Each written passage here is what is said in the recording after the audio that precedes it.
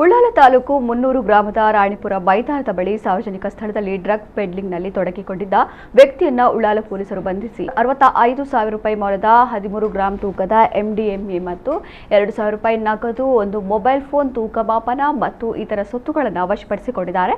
ಬಂಟ್ವಾಳದ ನಂದಾಪರ ಸಜೀಪ ಮುನ್ನೂರು ನಿವಾಸಿ 40 ವರ್ಷದ ಇಮ್ಮಿಯಾಜ್ ಯಾನೆ ಮೊಹಮ್ಮದ್ ಇಮ್ಮಿಯಾಜ್ ಬಂಧಿತ ಆರೋಪಿ. ರಾಣಿಪುರ ಮೈದಾನದ ಬಳಿ ಗಿರಾಕಿಗಳಿಗೆ ಮತ್ತು ಕಾಲೇಜು ವಿದ್ಯಾರ್ಥಿಗಳಿಗೆ ಎಂಡಿಎಂಎ ಮಾರಾಟ ಮಾಡಲಾಗುತ್ತಿದೆ ಎಂಬ ಖಚಿತ ಮಾಹಿತಿ ಹಿನ್ನೆಲೆಯಲ್ಲಿ ಉಳ್ಳಾಲ ಪೊಲೀಸ್ ಠಾಣೆಯ ಅಧಿಕಾರಿ ಮತ್ತು ಸಿಬ್ಬಂದಿಯ ತಂಡ ಕಾರ್ಯಾಚರಣೆ ನಡೆಸಿ ಆರೋಪಿಯನ್ನ ಬಂಧಿಸಿದೆ.